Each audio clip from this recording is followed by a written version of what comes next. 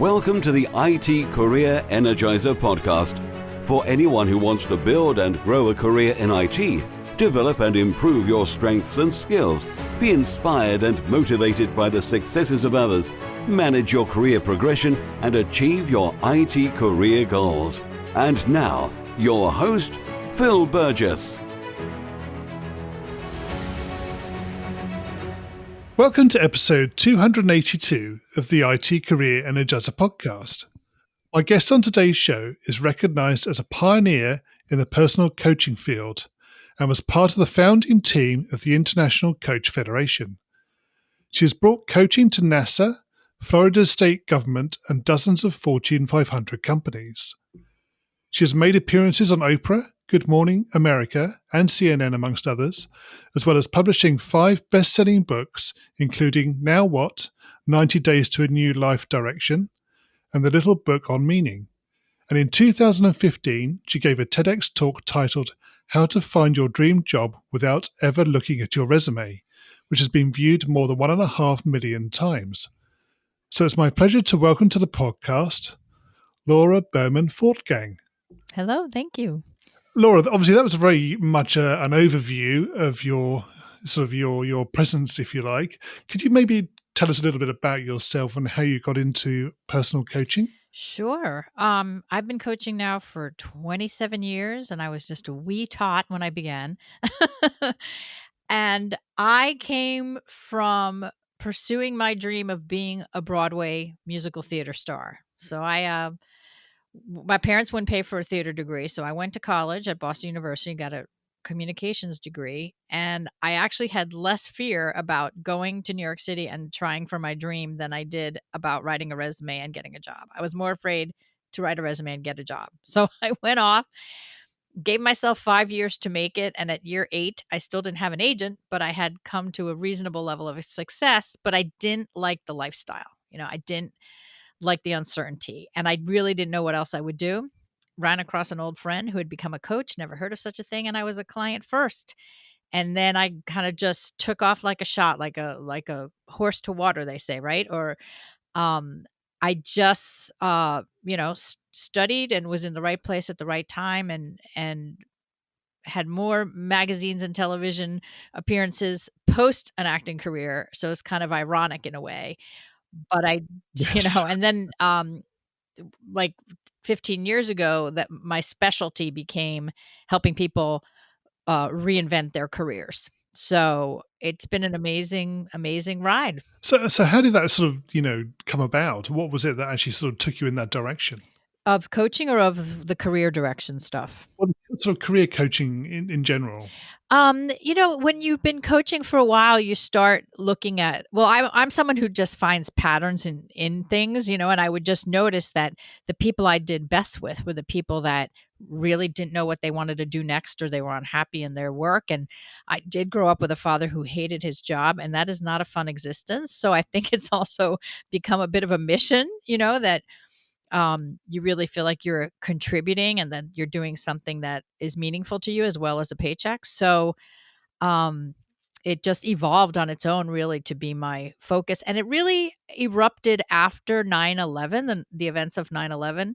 I live 15 miles outside of New York City, and that shocking event in the United States had people, I thought it could be the end of my business because the economy had tanked. But within 4 days of that event, my phone was ringing off the hook with people who were quite shaken, saying, "Oh my gosh, my life could end tomorrow. I need to take the back burner thing and put it on the front burner, or I hate my job and I can't live like this." And that's how it became my specialty. Right. Are you able to draw any parallels between what's happening with the pandemic at the moment and that sort of situation, what was nearly 20 years ago? Very much so, and with a little stop in between with the 2008, 2009 market crash.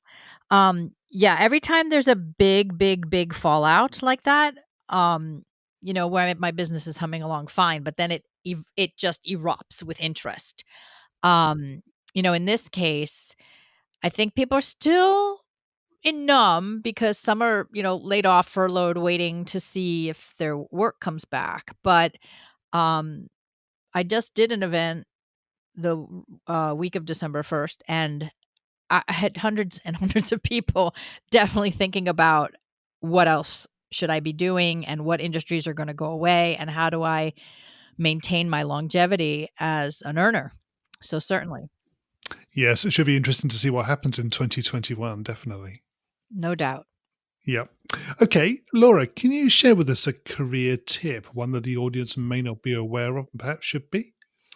Well, I think we could riff off of the title of my um, TED talk, how to find your dream job without ever looking at your resume. I think the tip is that don't look at your resume for the next step if you're really not satisfied with what you're doing, because your resume is only a chronological business case for doing the same thing again in Yeah. some, with some twist. And for folks in IT, I mean, I often hear that they want to feel like they're working with people more, or they want to have their knowledge be used in a way that impacts, in a way that's meaningful to them, right? So I think it's a natural evolution of, there's something you're good at, there's something you can make great money at, and then you start asking, is this it? Is there more I want to do with this? So I think that if there's anyone out there thinking that they might want to make a change, your resume isn't going to have the answer. Indeed, yes. I mean, I get feedback when you hear about people reviewing resumes, and there's a lot, and particularly within the industry that we work in, being IT, there's a lot of repetition within resumes because Right. you are typically doing a particular role and moving between companies, but you're still applying the same skill sets or a developed version of the same skill set, but it doesn't necessarily translate very well into a resume. Right. It's a locked skill set, and sure you could move it to different industries, but where else can you expand with that? And I find this in engineering also, not just in IT, that people that are more technically trained, not 100% rule, but a lot of times they'll use the words like, I want to do something more people related, so that might lead you to training, to training others on the things that you do so well, or leading a team and becoming a better leader and working on communication style as a way to do that. So those are some of the gaps that come up when you're trying to challenge yourself within the context of your career. Yes, good points. Good. Okay. Laura, can you tell us maybe about your worst career moment and what you learned from that experience? My worst career moments. Oh my gosh. No one's asked me that in a really long time. And, my head goes right. I mean, having been for so long now, a solopreneur, right? So I have the great privilege of traveling all over the world, going to different companies, learning different industries, learning from different people. And I don't run into as many problems because I kind of pick and choose, right? But I most of my worst moments were as an actor, but I think that they give um, so much training for the real world, right? So the acting world, I consider the fake world, right? So I can remember one time being in an audition and I'm singing my heart out. And this man I mean, I could see everything he was doing, and he was leaning over to the other guy next to him and just, putting his finger in his mouth, kind of like, you know, illustrating that he felt ill over this performance. And so I'm like, just, I can't believe that he's being so blatantly rude. And, I left that and it was crushing, of course. I'm like 20 something years old. And, I remember, saying to my mom that this had gone on, she goes, for all you know, you looked like his ex wife. And that moment helped me learn about not taking rejection personally. And I think that can serve anywhere. Do you know what I mean? You could be as high up in a company and, have someone who doesn't champion you, and it could have nothing to do with you. So how do you survive what can become a nasty, corporate environment, right? If someone actually works against you. Yeah, I suppose the natural reaction is to take that sort of thing on face value, but you don't necessarily know the motivation or the reasons behind that reaction. So it is difficult, isn't it? You sometimes have to try to take that step back and detach yourself from it. And as you say, yes, there could be other reasons behind it. Right, and But also maybe, it's really like the personal development work side of being in a workplace is yep, that, yeah, we're all supposed to be grown-ups and professionals and, know our expertise, but in the end, we're just people, and sometimes workplaces are just a bunch of kids on a playground, with the same unmet needs, but, they dress better and speak better. So when you can have that distance and realize that, maybe it's not you and it's really quite immature, it really helps you just not get bothered by it. yes, I know what you're saying. But obviously from that sort of reaction that you got, I mean, to me that was unprofessional anyway. Oh, sure. And it's years ago now. But it was such a great lesson. It was like such a low and such a, humiliating experience, but such a great lesson to realize, it doesn't matter in the grand scheme of things.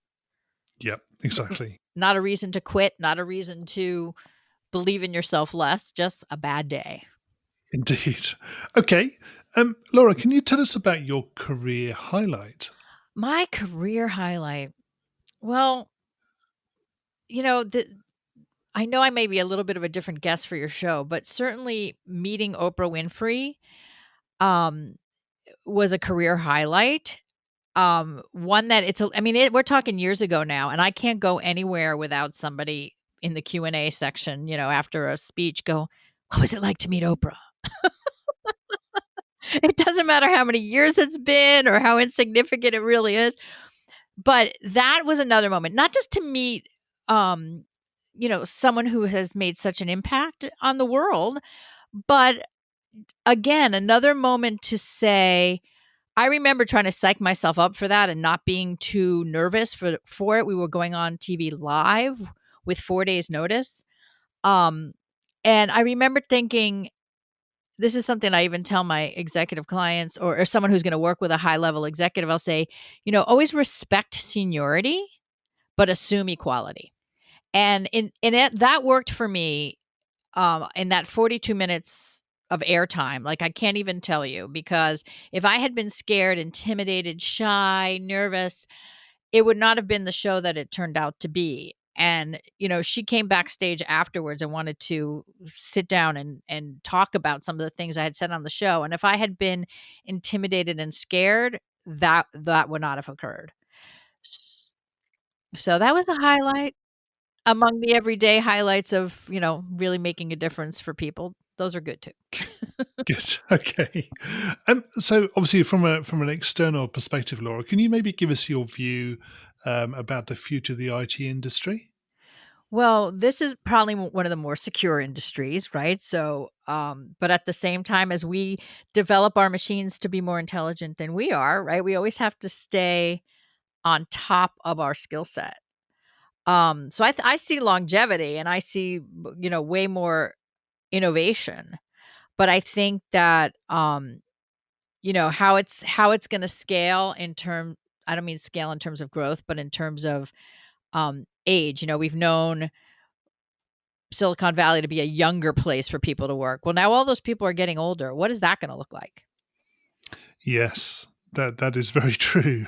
Yes. Right? So, where it's like, oh, if you're not, bringing a skateboard to work, you can't work here. But now what's going to happen when they don't do that anymore, right? So, I just think it's going to be an interesting and fascinating ride of how we age in the land of IT. Yeah, I think that's a very good point. Yep. Okay, we're going to go into the reveal round now. We're going to find out a little bit more about you and the way you think. You ready for this? I'm ready. So I'm not going to cover the first question, which I usually ask, but we'll go into the second one. So, what is the best career advice you've ever received? The best career advice I've ever received. Hmm. Be the best. Just be the best at what you do. Be single-minded in it. And that doesn't mean to compete with anyone other than yourself. Yes. Now, I was going to follow up and ask about so defining the best is presumably specific or it's individual, isn't it? It's how you measure yourself. I think it is. I mean, if you want to make it like the best and I've got to beat other people, then it's a more miserable existence. Like I don't need to play that game. But No. even to say I want to be the best in my industry, you don't have to do it in the comparison role as much as just, you know, don't lay back on your laurels. Don't coast.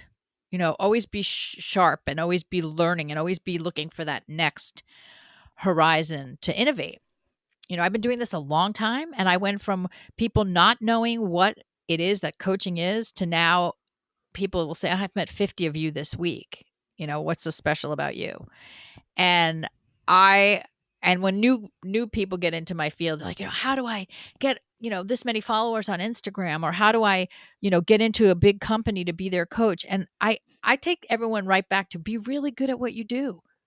It's not being Yeah. good at the marketing, it's being good at what you do. Because if you create great results, whether you're in IT or you're a coach like me or whatever it is, if you create extraordinary results, that's your own marketing. That's your PR. You don't have to do anything else. Do you think you have to know or define what best looks like for you? Does that help? Goal that I would put that in the category of goals, like, how do you define what the best is? Is it a dollar amount? Is it a title? Is it a certain, you know, language you want to master in your field? Or is it a feeling? You have to determine that. That's fine. And what is the worst career advice you've ever received? Oh my gosh. What is the worst career advice I've ever received? It's never an easy question. That's good to know. It probably came from my father, but I can't remember what it is. Oh, That's fine. Don't worry. We'll move on. So if you were to begin your career again in today's world, what would you do? I would, if I were starting right now, but do I get to be the same age I was, or am I starting right now at my current age? No. As you were. So if Okay. you were starting right, coming out of college. I would, I having the wisdom of many years, I would worry less. I would worry less and I would compare less. Okay. Do you know what you'd actually maybe career direction? What would you do? I wouldn't change a thing. I went for my dream that led to something even beyond my wildest dreams, and I wouldn't change that at all. Okay. And what career objectives are you currently focusing on? I am currently focusing on scaling up, right? So going from a boutique model of me doing most of the coaching work to doing more, instead of one-on-one, more one-on-many. So through, online coursework and training more people to replace me. So I'm in a big scale up, and it's very fun. Very Okay. fun.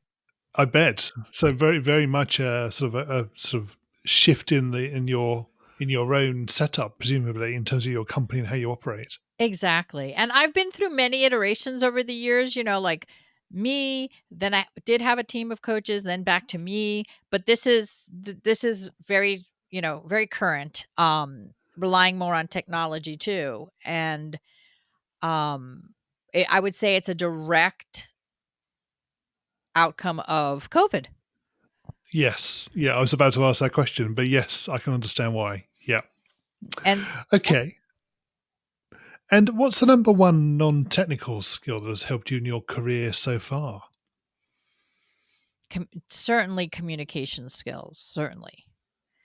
Um, that was kind of the irony of not finding the success as an actor as I wanted, but then everything I learned being on the stage was exactly what helped me build my business when I became a coach.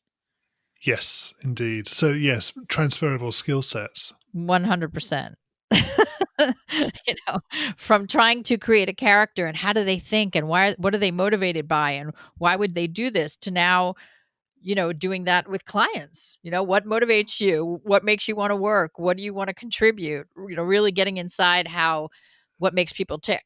Yes. Yeah, I can see how that would work. Yeah, definitely. And how do you keep your own career energized? I read. I read. Fast Company is one of my favorite publications, by the way. Just see, who's on the leading edge of what, and how does it translate to my business? Can it translate to my business? Just keeping an eye out for trends and for things that are coming. And that helps me tremendously. But also, I walk the talk. Like, I will hire a coach. I will hire somebody to hold me accountable. I would never ask my executive clients or my management clients to do anything that I wouldn't do, even if we're in completely different industries. You know what I mean?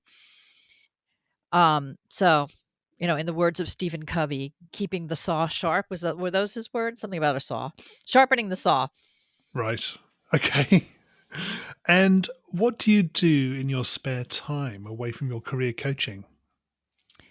Well, I still have 3 children at home. They wish COVID would be over so they could not be home anymore. But Yes. believe it or not, I crochet. Right. I crocheted so much during the shutdown that I started selling my pieces to raise money for charities because I had too many things that I had made. Right. Just out of interest, what sort of charities do you support? I have supported the frontline workers who have, put their lives on the line for other people in their health. We've had in the United States a tremendous amount of upheaval around social justice and anti-racism, and so I've donated to those causes. The ACLU over here, American Civil Liberties Union, and probably going to go back to another round for helping out the people who are the frontline workers who are risking everything to help everybody else. So it's been really great fun to say, put it out there on Facebook, a very unusual thing for my business. Like, hey, I crocheted a bunch of stuff. Who needs gifts? All the money goes to charity, and I sell out immediately. I cannot keep up. Once I tell people I have, 9 more projects, they buy them all up. It's really been very sweet. Great. Well, that's good to hear. I'm glad that's a positive thing that's happening as an outcome of what you're doing. That's fantastic. Thank you. Good. Laura, can you share with us a parting piece of career advice?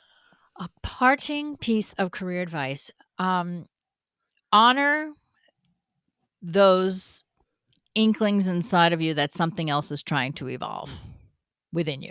Like, if you have a feeling it's time to move on, you have a feeling it's time to take a risk and suggest a project. Don't edit yourself. Do it. Take risks. Yep. So, yeah, presumably calculated risks, though. Yes, of course. Right. You don't want to throw anyone over the cliff. Indeed. Exactly. Yes.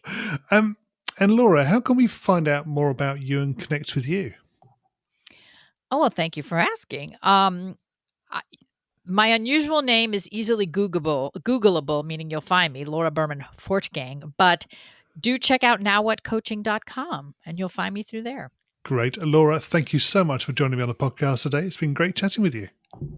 A pleasure. Thank you. Hi, Phil here again. Now, if you thought about being a guest on the show yourself, or you have somebody in mind that might be a good guest, please do let me know. You can reach me on Twitter, where I'm at PhilTechCareer, or you can find me on LinkedIn, or you can even contact me through the website, which is itcareerenergizer.com. Thanks again for listening, and have a great week. Thanks for listening to the IT Career Energizer podcast. To find out more about building a successful career in IT, visit itcareerenergizer.com.